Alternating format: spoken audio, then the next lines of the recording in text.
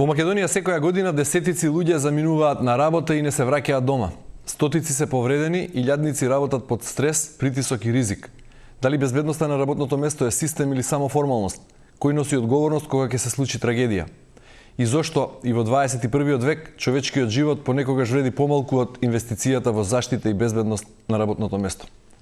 Да си кажеме со Милан Петковски, експерт за безбедност при работа. Добре дојавте во студиото на Телма. Добар ден.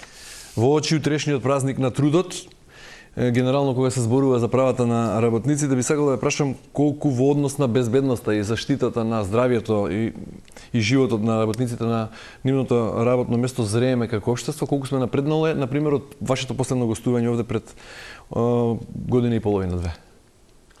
Пред секогоране, дозволи ми да ти заблагодарам затоа што си ти еден од ретките новинари кои во континуитет оваа тема ја подигнува или ја држи во фокусот на јавноста, бидејќи најчесто, например, се случува дека кога ќе се случат несреќите, тогаш е единствено интересно, во рок од 3 дена и после тоа исчезнува. Да се вратам директно на твоето прашање колку сме ние безбедни на нашите работни места, па доволно е само да ги видиме, нели, несреќите кои се случува, доволно да видиме, например, колку статистички бележиме такви несреќи, и ако ја имаме или каква што имаме статистиката, и ќе видиме дека всушност многу тешко учиме. Многу, екстремно многу тешко учиме во однос на тоа како да ја создадеме таа превентивна култура на работното место, или поточно како да се цениме самите себе. Ајде уште малку во ведниот дел пред да поминеме на деталите и на бројките. Генерално, значи, кога ве прашав колку зрееме како општество, како подпрашање еден вид, дали безбедноста при работа во Македонија е вистинска заштита или само потпис на хартија за пред инспекторите? Одлично прашање и одговорот би бил или политички или реален. Можам да речем, да кажеме дека ние имаме тенденција да ги почитуваме законите, да политички одговор да. Но реалноста веројатно говори на дека ние законите ги имаме, но дали ги почитуваме, тоа е веќе сосема друга работа. Кога доаѓаме во ситуација, например, истите тие правила кои самите, бидејќи за мене законот е договор. Договор помеѓу работодавачот и договор помеѓу работникот, кој што нотарот, во овој случај државата, доаѓа и потврдува дека овие двајцата си има договорено за ова и ова. За да имаме смерницата во која треба да се движат, ги имаме тие меѓународни конвенции на Меѓународната организација на трудот, ги имаме директивите на Европската унија, кои треба да ни го обезбедат трасата по која треба да одиме, по која треба да се договараме. Но кога ќе дојдеме во ситуација, например, да ги пременуваме истите тие, се обидуваме на балкански начин, например, да најдеме кратенки. Доаѓаме во ситуација дека повеќето од документите кои се генерираат, всушност се генерираат не заради тоа што мене ќе ми користат, не заради тоа што јас реално ја гледам како работодавач потребата од тој документ за да ја создадам таа превентивна култура, него најчесто, например, заради како што самиот напомна, ако ми дојде инспекција, да можам да му покажам за да не ме казнат. Значи, се уште најголем двигател за македонскиот работодавач не е свесноста за да го заштити најдобриот или најголемиот ресурс, него едноставно да ја избегне казната на работното место. Значи, НЗС на сето ова е законот што побарува, дај направи го тоа, за да можеме да го прикажеме пред државните институции, пред авторитетите. Добро, имаме нов извештај, го обелодени Македонското здружение за заштита при работа, каде што сте член, бевте порани председател таму. Не можев да го најдам во целосна форма, меѓутоа екстракти од него цитира медиумите по повод 28 април, нели, светскиот меѓународниот ден за заштита при работа. Во 2025 во Македонија се случиле, односно евидентирани се 132 несреќи при работа, од кои 31 со смртен исход. Прво, дали ова целосна евиденција? И дали е точна евиденција? Дали имаме усогласена методологија на која може да се потпреме и да кажеме ова се тие реални, бројките се реални? Прво да ги поздравам колегите кои го изготвиле извештајот, бидејќи немам директна вклученост во изготвувањето. Едноставно податоците кои се објавени, верувам дека тие се кои се собрани од страна, да кажеме, на јавно објавени во медиумите податоци. Само една споредба, Јас мислам дека и тие податоци се конзервативни, бидејќи според официјалните податоци на Државниот трудов инспекторат, над 2500, да кажеме, повреди со потежок карактер, со отсуство над 3 дена се имаат случајно во 2025 година. Од кои евидентирал ДИТ, значи Државниот трудов инспекторат, 8 со смртен исход, меѓу кои има и колективни повреди, тоест поточно кај што има 20 и повеќе повредени, тоест загинати на работните места.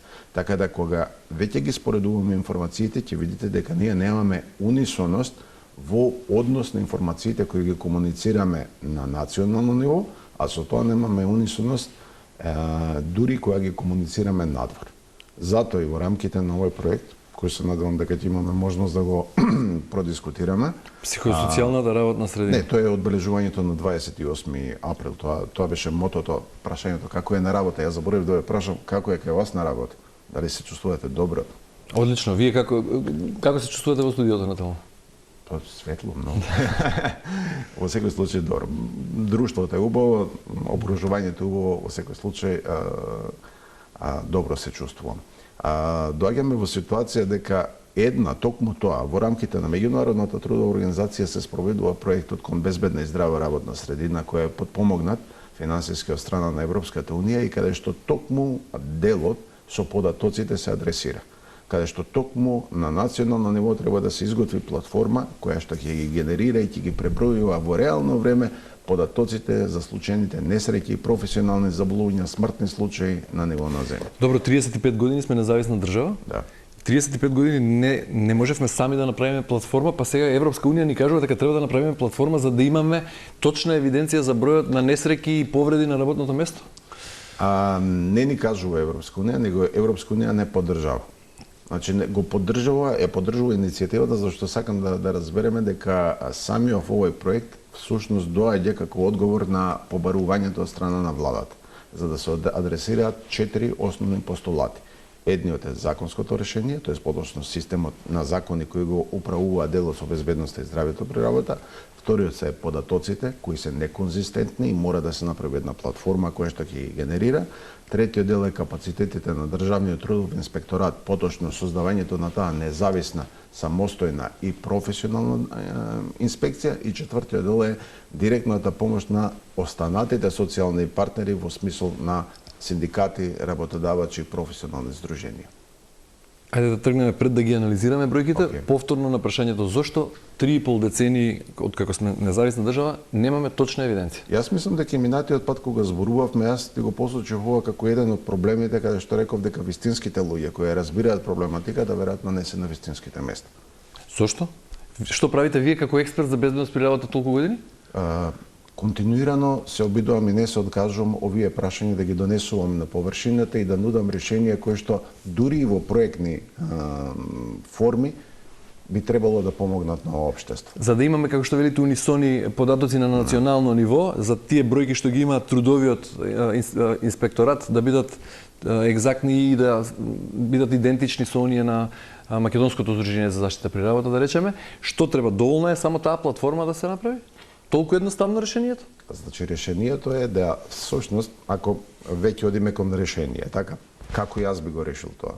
На годишно ниво, како што поднесуваат фирмите пријава до Управа за јавни приходи, така, Управа за јавни приходи. Јас би поднел до Министерството или поточно до надлежната институција годишна пријава за случајни несреќи на работното место во конкретниот правен субјект. Како тоа го прават некои посредени земји од нас? Генерално, например, системот кој функционира таму е преку воведување на еден субјект, а тоа е приватно јавно осигурување. Сега, ако сакате во детали, да тоа е не, генерално прашањето би било дали е потребно промена системска на закони или е доволно со мали корекции и подзаконски акти, со создавање на некаква платформа, само волја недостига. Знаете зашто? Горане, ние и сега плаќаме 0,5% во однос на осигурувањето. Погледнете го исплатно до ливче, ќе видите дека ние плаќаме 0,5% за несреќа на работа. Значи да некој го компензира, а тие пари у суштина завршуваат во буџетот. И бројните иницијативи кога сум ги правил да всушност тие средства бидат во таа така наречена, ова е Бисмарков модел на социјална заштита, ова е австријски модел кој што у суштина кај нас е во поранешна Југославија препишано Словенија, Хрватска па дошло на крајот кај нас, доаѓаме во ситуација дека со формирањето на ова приватно јавно партнерство на осигурување ќе дојдеме во ситуација дека повеќе државата нема да биде во фокусот, него самото тоа осигурително друштво ќе ги гања, ќе ги брка, да кажеме, работодавачите кога ќе се случи несреќа. Бидејќи секој пат кога ќе се повреди некој ќе му биде исплатена, како во случајот на пример со возилата. Вие кој ќе гудрите возилото, одите кај осигурителна компанија, така? Во овој случај работникот кој ќе се повреди, тој ќе биде пријавен кај осигурителното друштво, кај што ќе дојде во ситуација да му биде исплатено обештетување. Добро, модели има, потребна е волја, велите. И без поголема знаење и без менување на закони. Па би рекол без менување на закон. Добро, како и да е, без разлика на која евиденција ќе се повикаме, бројките не се добри, односно се високи. Да.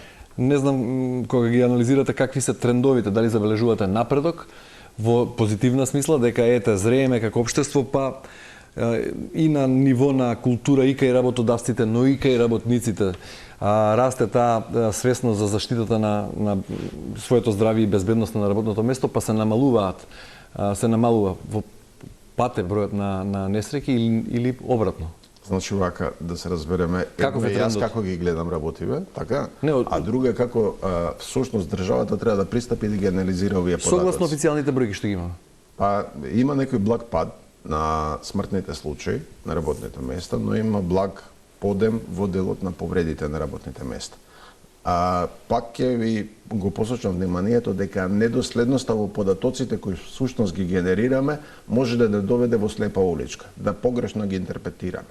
Значи, ако дојдеме ние во ситуација да всушност ги следиме трендовите, значи ќе забележиме, да кажеме дека ние, како што и го започнавте емисијава, ние не ја учиме лекцијата, ние и понатаму си продолжуваме да зборуваме за несреќи на работното место кои од година во година, да кажеме, имаат благ пад, кој што на крајот на крајите може би е заради одливот, да кажеме, на работници, заради недостигот на работници. Па добро, кога ги споредувам 2025 со 2024 и нема пад, во 2024 22 смртни исходи, во 2025 31. Така, тоа е според Македонско здружение за заштита при работа. Така, податоците кои тие генерирале. Ако ги согледате, да кажеме, ние според Институтот за јавно здравје, кој е единствена институција во земјава која има законско задолжение да ги генерира податоците, ќе видите дека имаме или 0 има или 2 во овие години кои ги цитиравте. Сега, од каде е таа дискрепанција? Значи, едниот кој е граѓанска организација генерира или собира повеќе информации, а овој другиот кој е платен од буџетот, тој у суштина вели ние сме подобри од Германија, така? Подобри сме од Швајцарија. Абсурдите се тука, но она што го зборувам јас во континуитет е дека ако сакаме да ги мениме работите, значи треба да се смениме себе си во поимањето на работите, да не ги правиме заради инспекција, него да ги правиме заради тоа што го заштитуваме својот капитал. Значи, нашиот капитал се работниците, нашиот капитал вложувањето во тие кои ни создаваат дополнителна вредност, тој е вистинскиот предприемач, тој е вистинскиот менаџер. Не е оној кој што суштина документи веќе ги земите, ги имаме, еве што пишува, искуцале 100 страни. Не, тоа не е проценка на ризик. Тоа не е дека се грижи, што едноставно чекбокс. Многу скоро се случи трагедија во Кисела вода, загина градежен работник на своето работно место. Каков епилог очекувате од овој конкретен случај? Па не учи нас искуството каков епилог ќе биде. Едноставно ќе заврши, да кажеме, ќе го поклопи друг настан.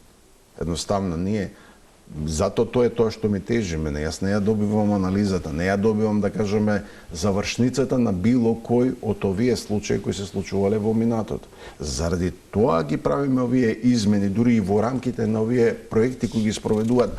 На крајот година доаѓаме во ситуација дека Европската унија гледа дека у суштина ги имаме тие проблеми и свои средства става во оптек во Македонија. Да ги решаваме овие проблеми.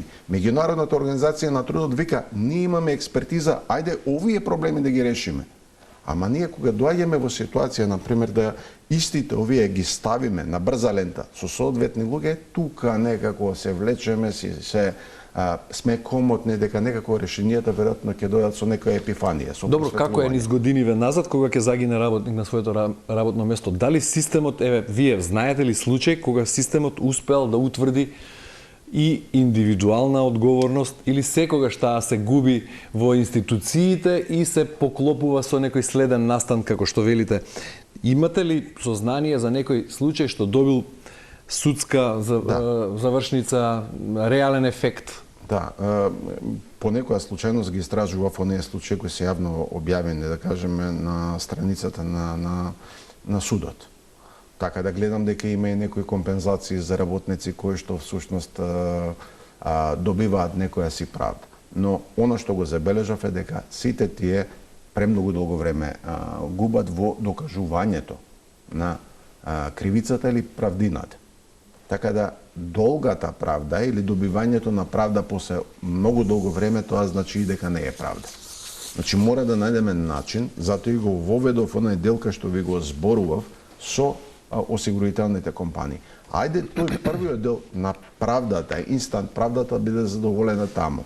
Но дополнителното, она по филмови што го гледаат, кај што доаѓа, например, двете страни, работникот, оштетениот и работодавачот, тоа да нека биде на судските процеси. Не може да дојдеме во ситуација да го измачуваме работникот по втор пат, по трет пат, со тоа што ќе го оставиме во судските лабиринти да докаже дека всушност инвалид станал или не станал. Тоа е премногу дополнителна траума. Затоа велам јас, кога ги гледам сите оние случаи, да, гледам, има евиденција, но дали е таа доволно брзо? Има ли одговорност за некој надлежен? Надлежен. И каква е одговорноста за некој кога се случи несреќа на работно место? Кој е одговорен? Компанијата, шефот, не, работодавачот? Секогаш е работодавачот. Добро. Значи, Закон за безбедност и здраве и правата се персонализира таа одговорност во компанијата или како? Сега е тука играта на добриот правник. Најчесто, например, ако дојде во ситуација подработодавач, кого вие препознавате? Предпоставам, вие ќе речете, да, Милан Петковски е работодавач. Ама не, работодавачот е правниот субјект. Ќе има казна за него, но... За управителот на друштво? Кој? Не, гледате кој е овако. Значи, правниот субјект, значи фирмата каде што јас сум управител, тој е работодавачот. Но во втората ситуација има и за физичкото лице, за управителот, одредена казна која би требало да биде, да кажеме, 500 евра. Прекршачна? Така. Затоа работава, јас се изненадев, затоа што јас по вокација сум инженер. И кога дојдов дури на претходното работно место кај што работел телекомуникации, кај што експлицитно во законот вели стручното лице треба да одговара на работодавачот. Отидов во правната служба и викам, постапете според ова. Па вика, ти одговараш на работодавачот? Па не, ама јас сум во хиерархија некаде вамо, но... Не, вика, ти си кај работодавачот. Тебе правниот субјект е работодавачот. Ми разберете, тоа се веќе правните лабиринти. Затоа, да се вратам пак на законот. Во Законот за безбедност и здраве при работа, единствен кој е задолжен за спроведување на безбедни или овозможување на безбедни и здрави работни услови е работодавачот. Втората работа, а работникот покрај сите права кои ги има и обврска да всушност доколку се најде во ситуација да му е загрозено здравјето, да одбие да работи. Колку тоа се практицира, тоа е знак прашање. Јас, например, од оној извештај дури што го гледав на Државниот трудов инспекторат, некаде 14.000 граѓани, работници во Македонија во минатата година се јавиле на телефон и рекле има некое мое право од работни односи кое ми е прекршено. И врз база на тоа се направени тие водени надзори, на кои се повикува Државниот пазарен инспекторат. Така е. Трудов инспекторат. Значи, се на се околу 25.000. Сега замислете. 10.000 се однесуваат само на безбедност при работа. Така е, ама дигнале луѓе, 10.000 граѓани, работници, дигнале телефон и рекле нешто не е во ред кај мене. Дојдете, проверете. Сега има огромен број, да кажеме, и на оние кои што сметаат заради XY причини дека тоа се случува. Нели, дека дури не се валидни за работното место, него сосема нешто испомешано. Добро, каде е најчесто најголемиот и прво ниво на пропуст? На проценката на ризик? Не, одговорност. Организацијата на работа, контролата или? Ако го гледате, да кажеме, следот на работа и дека работодавачот мора, бидејќи тој е тој кој го знае, да кажеме, начинот на производство, начинот на овозможување на услуги, тој е тој кој организира работата. Значи, тој е тој кој што у суштина треба да знае кој се треба да вклучи. Бидејќи ние по дефиниција велиме работодавачот не мора се да знае, ама затоа треба да ги вклучи луѓето кои знаат. И затоа законот го обврзува да го консултира стручното лице по безбедност и здравје при работа. Значи, тоа лице за безбедност и она следното лице, тоест лекарот кога ги правиме оние, да кажеме, периодични здравствени прегледи, тие велат тој човек кој си го избрал на тоа работно место треба да го информираш дека овие ризици се присутни, но од друга страна неговото здравје овозможува, делумно овозможува или не овозможува да у суштина го упатиш на тоа работно место. Оној дел, например, тоа е пред вработување, овие се прегледи. Континуирано кога се мерат или континуирано кога се следи, не се следи заради тоа што уште еден чек треба да ставиме, него едноставно работникот гледаме како му влијае работниот процес. Значи, дали штетностите кои се присутни на работното место негативно му влијаат на самиот работник. Затоа од тука кога ги прашувам работниците, добро, дали ги правите проформа или не ги правите медицинските прегледи, често пати, знаеш, само да помине. Не, си работите сами на своја штета.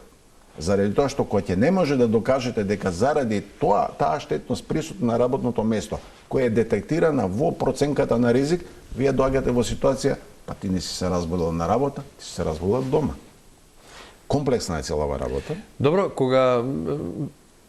колку е честно да се впери прстот на одговорноста само кон работодавачот, кога зборувам, велите, комплексна е работата, ве охрабрува тоа што 10.000 луѓе или 14.000 луѓе согласно податоците од Државниот трудов инспекторат минатата година побарале интервенција и врз база на тоа биле направени вонредни контроли. Меѓутоа, имам перцепција, веројатно ќе се согласите и вие, дека кога се гради култура на безбедност во средината, многу е битно и перцепцијата за тоа на самиот работник.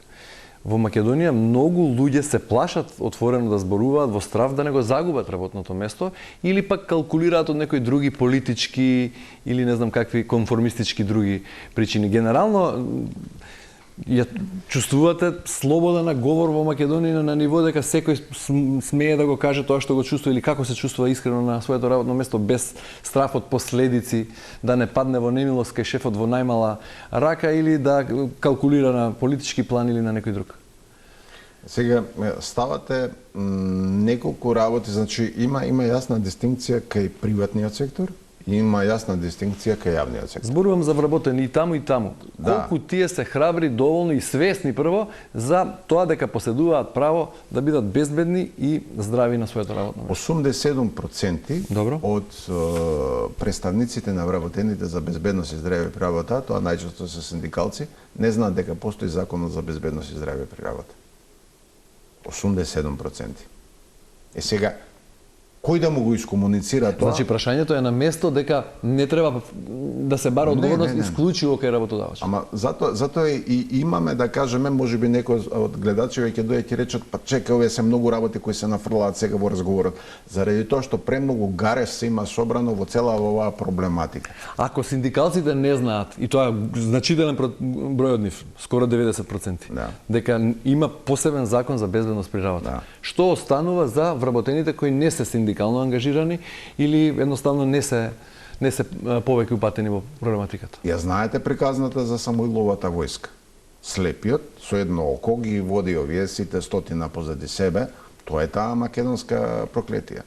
Ние доаѓаме во ситуација дека кога разговарам со мноштвото од работниците, добро, обуката која добиваат, значи за да се запознаете со ризиците на работните места, најчесто е губење на време.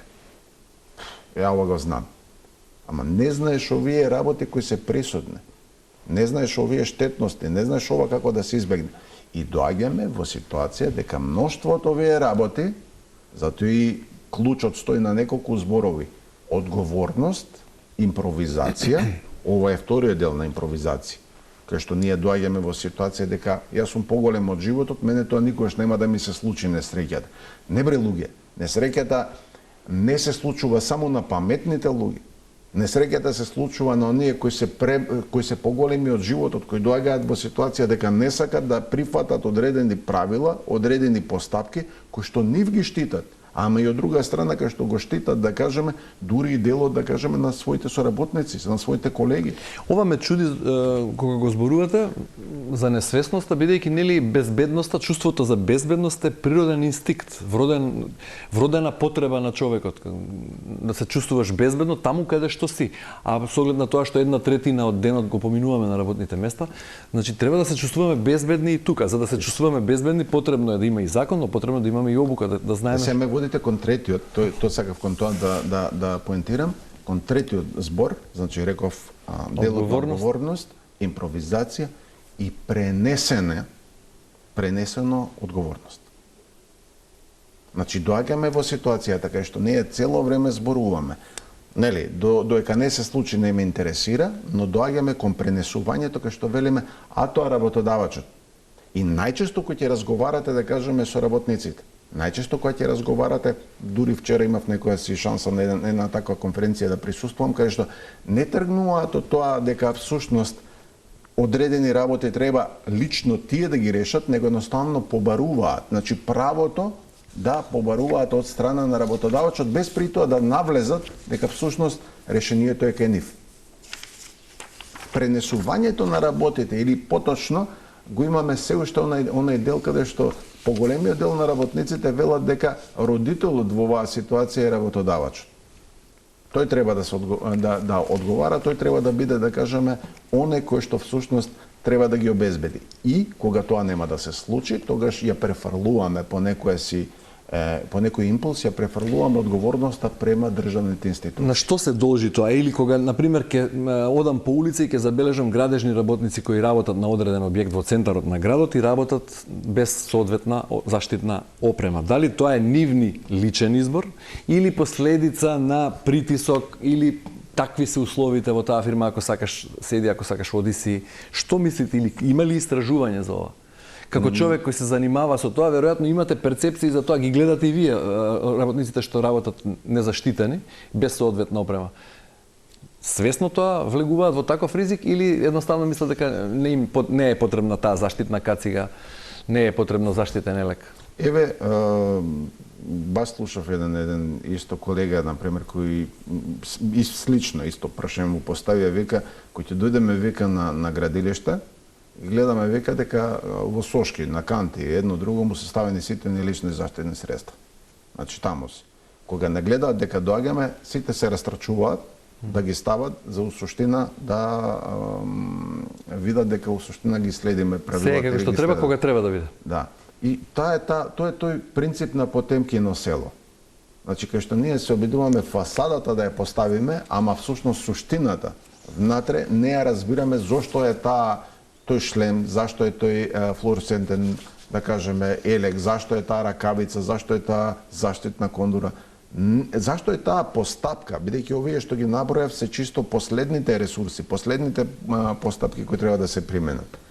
Но претходно на тоа му следат еден куп инженерски и организацијски мерки кои што мора да бидат применети.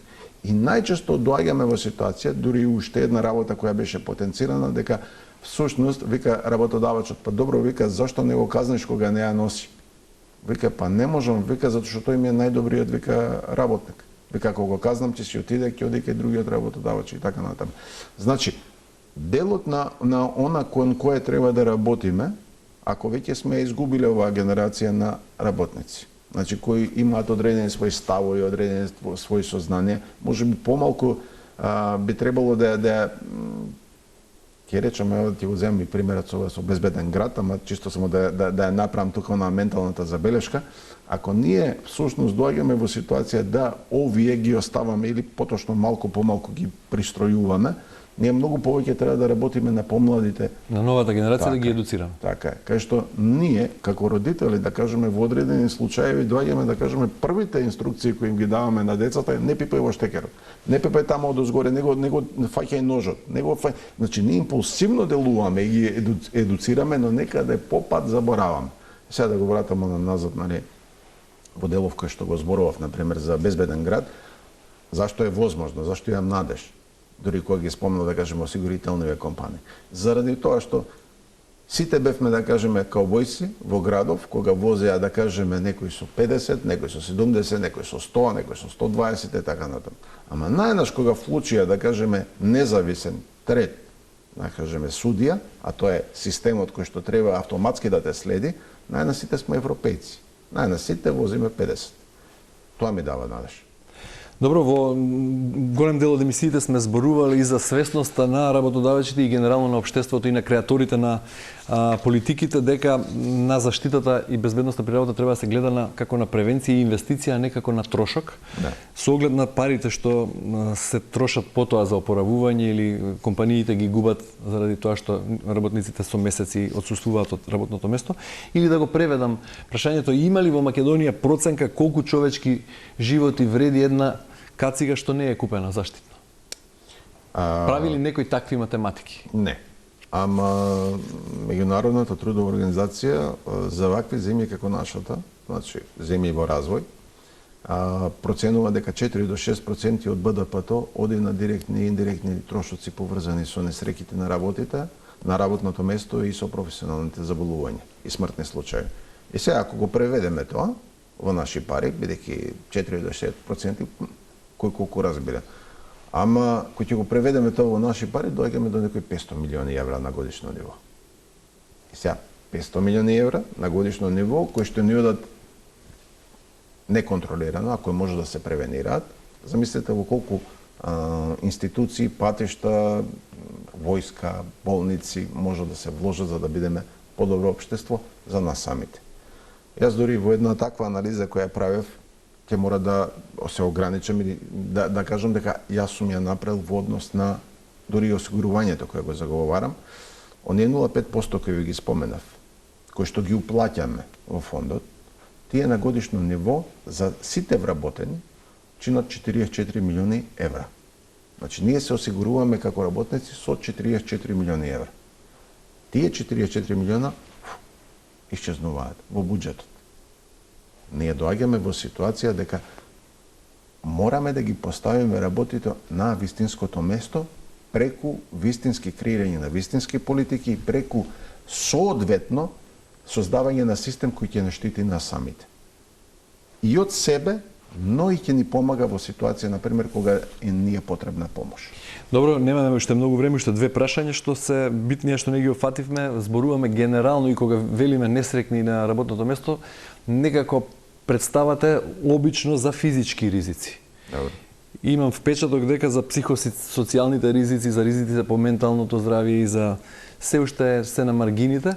Веројатно така, затоа што, како што рековте, сме земја во развој, таква каква што сме, па за ова треба да помине време, да зрее таа култура на безбедност при работа и кај работодавачите и кај работниците, па за да зборуваме за психосоцијални ризици. А не можеме да го отвориме како прашање, бидејќи како што ви реков, оваа година 28 април беше фокусиран баш на тоа прашање како е на работа или на психосоцијалните ризици и знаете дека се подготвувам секогаш, не можам да излезам вака и само да ги повторувам, да кажеме, работиве, него го погледнав и делот со статистика во Државниот завод за статистика и вели дека во 23 година 20.000 луѓе умреле во Македонија.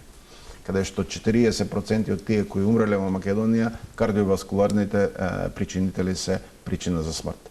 Каде што 17% се неоплазмите или малигните заболувања. Сите тие такви подредени, значи, за да се создае било како кардиоваскуларно заболување, било која неоплазма, потребно е најмалку 10 година да се развијат. Значи, коренот барајте го дури на работното место. Коренот барајте го дури и од начинот на живот кој имаме. Не велам 100%, но голем дел од овие работи кои допринесуваат да бидеме таму кај што сме, е во делот, например, на начинот на кој работата ни влие. Меѓународната трудова организација проценува дека некаде 830.000 луѓе годишно умираат како последица на психосоцијалните стресови, на светско ниво. Штетности, не стресови, него штетности на светско ниво. Тоа значи дека огромен број на луѓе се наоѓаат во ситуација кај што не можат да се справат со предизвиците на работното место. Притисок, стрес, мултитаскинг, делот на согорување, делот на брнаут, рокови. Така, лоши шефови, лоши работници. Лоши работници, лоши колеги, лоши соработници. Јас, например, често пати, зашто сакам, или лоши странки.